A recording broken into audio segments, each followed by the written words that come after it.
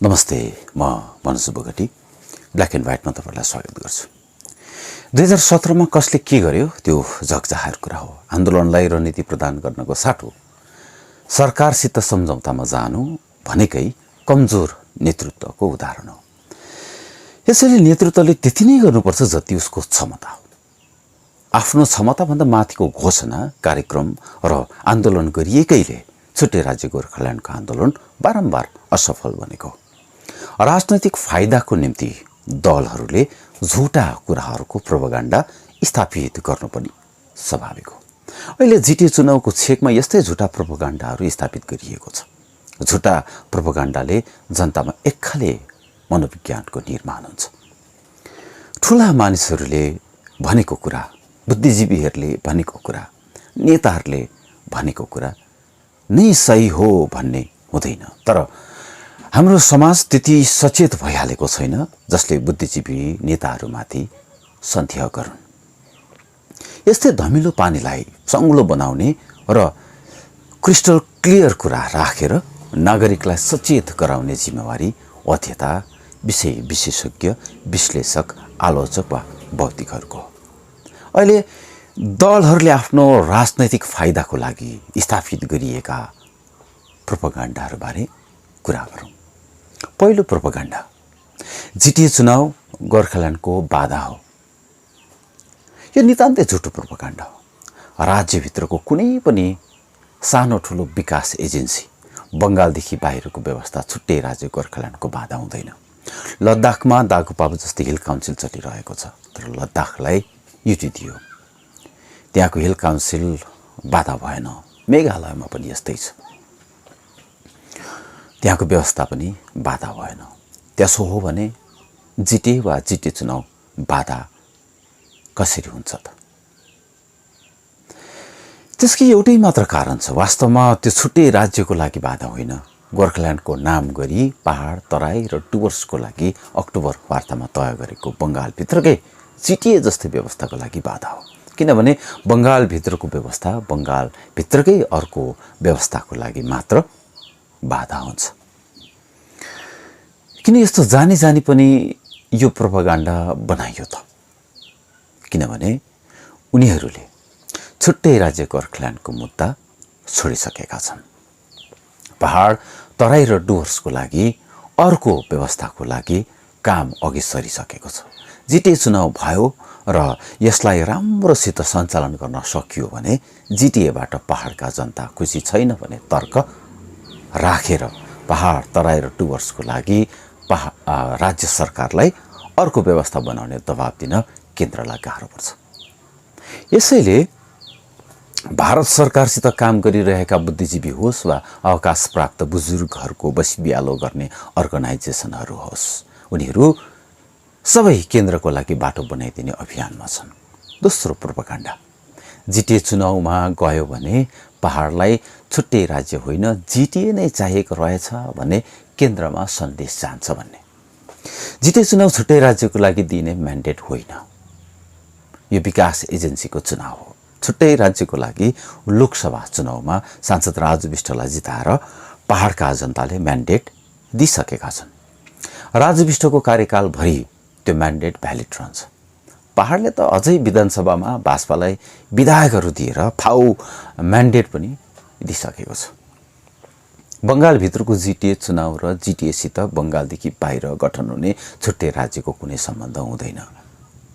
तेस्रो प्रोपागेन्डा, विमल गुरुङ गोर्खाल्यान्डको लागि, जातिको लागि, माटोको लागि अनसन बसेका हुन्। विमल गुरुङ जिटिएमा तराई डुवर्सको 396वटा मौजा गाप्न र बाँकी विभागहरू दिनुपर्ने मागमा अनसन बसेका हुन्। उनको अनसन शुद्ध रूपमा जिटिएको निम्ति हो अथवा थियो। श्यामल सेन कमिटीले 396 मौजामध्ये 5वटा मात्र मौजाको लागि विमल गुरुङसित हिसाब किताब मिलाइसकेको कुरा हो। वास्तवमा विमल गुरुङको जुन माग छ त्यो जिटिए सभा मार्फत माग्नुपर्ने मुद्दा हो। जिटिए सभामा पुग्नको लागि चुनाव लड्नुपर्छ, जित्नुपर्छ र प्रस्ताव पारित गरेर पठाउनुपर्छ। यो अनसन जिटिएको अध्यक्ष भएपछि, जिटिएमा बसिसकेपछि गर्नुपर्ने अनसन हो।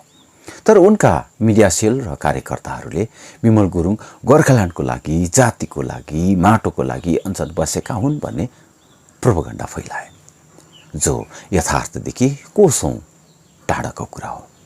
चौथो प्रोपगन्डा, जिटिएले गोर्खाको आकांक्षा पूरा गर्दैन। जिटिए पहाडको विकासको लागि केन्द्र, राज्य र पहाडका प्रतिनिधिहरूको सुझबुझमा दिएको विकास एजेन्सी हो। यसको उद्देश्य भनेकै विकास गर्नु हो, गोर्खाको आकांक्षा पूरा गर्नु होइन। विकास एजेन्सीले जातिको आकांक्षा पूरा गर्दैन। जिटिएले जनआकांक्षा पूरा गर्दैन, किनभने यो राज्यभित्रको सानो एजेन्सी हो। यसको क्षमता भनेको विकास गर्नु मात्र हो भनेर सबैलाई थाहा छ। तरै पनि जिटिएले गोर्खाको आकांक्षा पूरा गर्दैन भन्ने प्रोपगन्डा बनाइएको छ। गोर्खाको आकांक्षा छुट्टै राज्य वा युटीले गर्छ, आकांक्षा पूरा गर्छ, जो बङ्गालदेखि बाहिरको व्यवस्था हो। यो केन्द्रको विषयवस्तु हो। युटी वा छुट्टै राज्य गोर्खाल्यान्ड बङ्गाल सरकारको क्षमताको कुरा पनि होइन, सरकारको कुरा पनि होइन। युटी वा छुट्टै राज्य गोर्खाल्यान्ड गठन गर्न बङ्गाल सरकारको न परामर्श अनिवार्य छ, न हस्तक्षेप अनिवार्य छ। बङ्गाल सरकारको आवश्यकता त्यतिखेर मात्र पर्छ जति बेला जिटिएको साटो त्यस्तै अर्को व्यवस्था बङ्गालभित्रै बनाउनु पर्ने हुन्छ। यी सबै प्रोपगन्डाहरू छुट्टै राज्य वा युटीको लागि होइन, किनभने छुट्टै राज्य वा युटीको लागि यस्ता प्रोपगन्डाहरूको आवश्यकता पर्दैन। तरै पनि यस्ता प्रोपगन्डा बनाइँदैछ भने बुझ्नुपर्छ यो भाजपा भर्सेस तृणमूल बीचको लडाइँ हो। यसमा गोर्खाहरूसित कसैको पनि सरोकार छैन। यो प्रोपगन्डा बनाउनुको अर्थ गोर्खाल्यान्ड वा युटी हुँदैन। यसको साटो पहाड, तराई र डुवर्सको लागि एउटा व्यवस्था हुन सक्छ, तर त्यो बनाउनु हो भने जिटिए हटाउनुपर्छ भन्ने निस्कन्छ। मतलब साफ छ, जति पनि प्रोपगन्डाहरू मैले यहाँ उल्लेख गरेँ अथवा बताएँ, ती सबै पहाड, तराई र डुवर्स मिलाएर बङ्गालभित्रकै अर्को व्यवस्थाको लागि बाटो बनाउन गरिएका प्रयासहरू बनाएका प्रोपगन्डाहरू हुन्।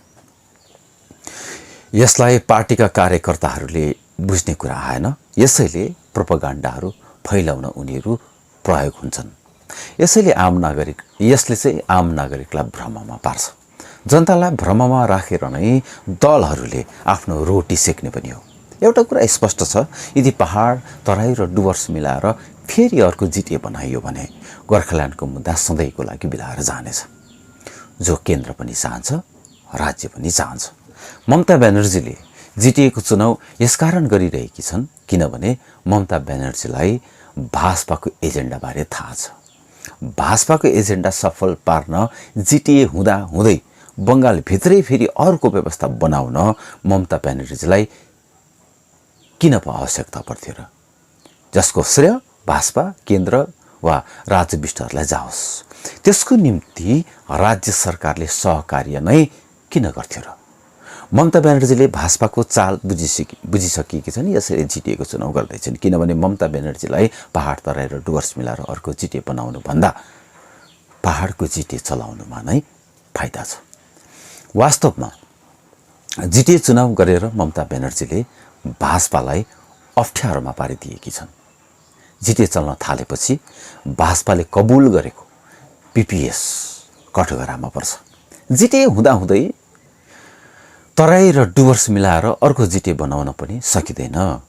त्यसो हुँदा जुन वार्ता चलिरहेको छ त्यो पनि कठघरामा पर्छ। यसले केन्द्रलाई कि त युटी कि त छुट्टै राज्य दिने पनि बाध्यता बन्छ, कि त भाजपालाई आफ्नो सङ्कल्प पुरा गर्न पर्ने हुन्छ, नगरे भाजपाबाट गोर्खाको विश्वास उठ्छ। राजनैतिक रूपमा ममता ब्यानर्जी भाजपाबाट गोर्खाको विश्वास उठाउन चाहन्छ र युटी वा स्टेट दिनुपर्ने स्थितिमा पार्न चाहन्छ। गोर्खाल्यान्ड भयो भने वा युटी भयो भने भाजपालाई बङ्गाल विभाजनकारीको आरोप लाग्छ र बङ्गालमा भाजपाबाट राज्यवासीको भरोसा उठ्छ। बङ्गाल गुमाएर गोर्खाल्यान्ड बनाउने कि गोर्खाल्यान्ड गुमाएर बङ्गालमा राज गर्ने, भाजपासित यही अप्सन मात्र बाँकी छ। कि त गोर्खालाई धोका दिएर बङ्गालमा छिर्नुपर्ने हुन्छ, कि त बङ्गाल त्यागेर गोर्खाल्यान्ड दिनुपर्ने हुन्छ। जस्तै न्यारेटिभ्स भाइरल गरे पनि दिनोदिन भाजपा र गठबन्धन नै सङ्कटतिर गइरहेको देखिएको छ। अप्ठ्यारोमा राजु विष्ट, आरबी राई, मनकी सिंह, निरज जिम्बा, विवश गाईहरू नै परिरहेको देखिन्छ। आइटी सेल र आफ्ना समर्थकहरूद्वारा फैलाइएका यस्ता कतिपय हल्ला खल्लाले वास्तविक मुद्दा र सवालहरूलाई छोपिदिन्छ। तपाईँ पहाडतिर फर्केर हेर्नुहोस्, यति विघ्न प्रोपागान्डाहरू छन् जसलाई केलाउन सितिमितिको दिमागले भ्याउँदैन। भर्खरै भागो प्रमुख अध्यक्ष अनित थापाले पनि एउटा प्रोपागान्डा सुरु गरेका छन्। जिटिए सभामा पुग्ने बित्तिकै गोर्खाल्यान्डको प्रस्ताव पारित गर्ने। तपाईहरु यसलाई विश्वको सबैभन्दा हावादारी र झुट कुरा मान्दा हुन्छ। सिधा सिधा बुझ्दा हुन्छ अनित थापाले जोत्दैछन्, बोरामा सुताउँदैछन्, झुट बोल्दैछन्, छक्क्याउँदैछन्, पहाडको जनतालाई हेप्दैछन् वा लठुवा राजनीति गरिरहेका छन्।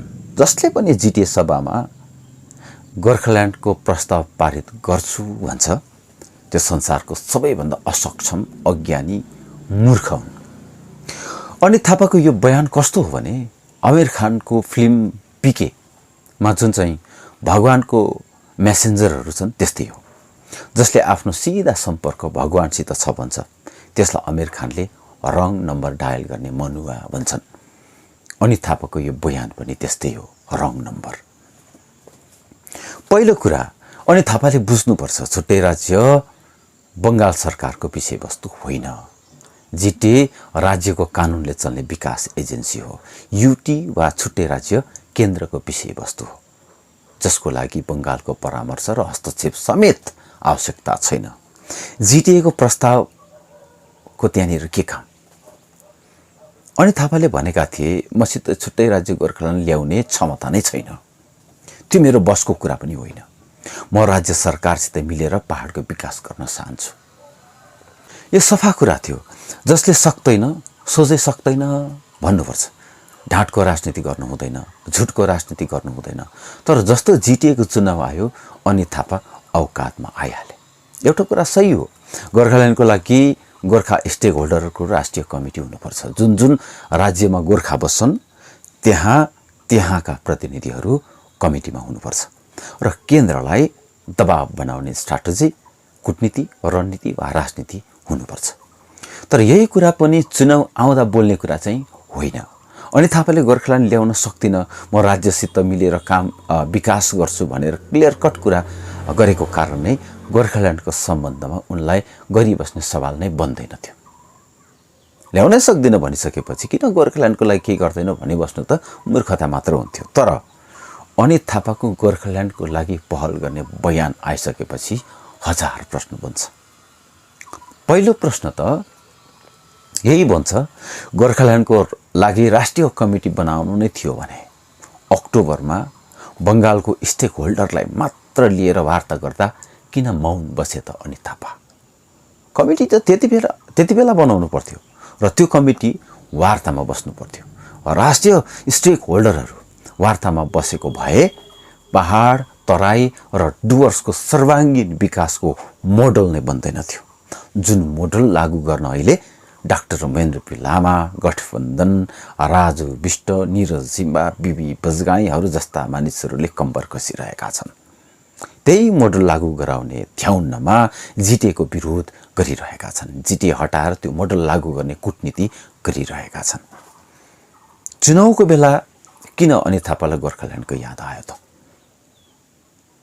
गोर्खाल्यान्ड भनेन भने चुनाव जित्दैन भनेर? त्यसो हो भने झुटको फर्मुला चुनावमा प्रयोग गर्ने त? जसको चुनावको आधार नै झुटको जगमा हुन्छ, ऊबाट आजका शिक्षित जमातले के अपेक्षा गर्ने त?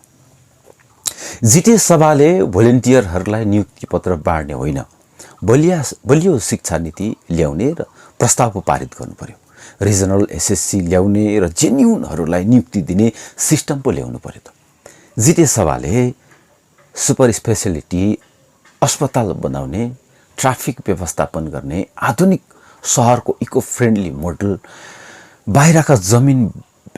बाहिरकाहरूलाई जमिन बेच्न रोक्ने नयाँ फर्मुला, 70% जनता बस्ने चियाबारी तलका निवेशकर्ता मालिकहरूको हातबाट छुटाएर प्रति किलो 1 लाख मूल्य बराबरको उत्पादन चिया बेच्ने हाम्रै मालिकहरू जन्माउने मोडल पो ल्याउनु पर्यो त। सहर र बस्तीलाई जोडेर यहाँका वस्तु उत्पादन यहीँ बेच्ने प्रणाली पो ल्याउनु पर्यो त। माछा मासुदेखि साग सब्जी समेत तलैबाट आउँछ, जो पहाडमा नै उत्पादन हुन सक्छ। हाम्रै खेती उत्पादन हाम्रै मानिससम्म पुर्याउने योजना पो ल्याउनु पर्यो त। साहित्य अकादमीले 1,50,000 रुपियाँको पुरस्कार दिन्छ। हाम्रा लेखकहरूलाई 5 लाखसम्मको पुरस्कार दिने, आवास दिने, रोजगार दिने प्रस्ताव पो ल्याउनु पर्यो त। चियाबारी, पहाड, संस्कृति, भाषा, जीवनशैली, राजनीति सबैबारे अनुसन्धान गर्ने, कृषि, खेल, शिक्षा, अस्पताल, शहर, गाउँ निर्माणका लागि चाहिने अनुसन्धान केन्द्रहरू पो बनाउने प्रस्ताव ल्याउनु पर्यो त। हाम्रा कलाकार, सङ्गीतकार, खेलाडीहरूको वैश्विक एक्सपोजर हुन सक्ने सबै सम्भावना हालेको मोडल पो ल्याउनु पर्यो त। विशेषज्ञहरूको लागि स्पेस पो ल्याउनु पर्यो त। 10 शिक्षक 2 विद्यार्थी रहेको प्राइमेरी स्कुललाई दिल्लीका केजरीवालको मोडल नै दिन नसके पनि त्यसको नजिक पुर्याउने प्रस्ताव पो ल्याउनु पर्यो त। विश्वविद्यालय, महाविद्यालय ल्याउने प्रतिबद्ध मोडलहरू पो ल्याउनु पर्यो त। घुम जोरबङ्गलो कलेज हेर्नुहोस्, जिटिएले इन्स्टिट्युसनको कस्तो दुर्गति गरेको छ। गोजीबाट तलब दिएर महाविद्यालय चल्छ त। कुइलेनबारी हेर्नुहोस्, केही वर्षमा बन्द नै हुने अवस्थामा छ। यसको संरक्षण वा समकक्षी खेतीको मोडल खोइ। चियाबारीको खोइ। चियाबारी हेर्नुहोस्, मालीको खुन चुसेर कङ्काल पारेको छ। श्रमिकको भविष्य किन अँध्यारो छ? जहिले मेनिफेस्टोमा चिप्टिएको पर्जापट्टाको मुद्दाले किन पार पाउँदैन? बिमार पर्दा विमल गुरुङ समेत सिक्किम जानुपर्दो रहेछ। साधारण जनता कता पस्नु? झेपी लामा गाउँमा फलेको क्विन्टल इस्कुसको मूल्य कसले तोक्दैछ?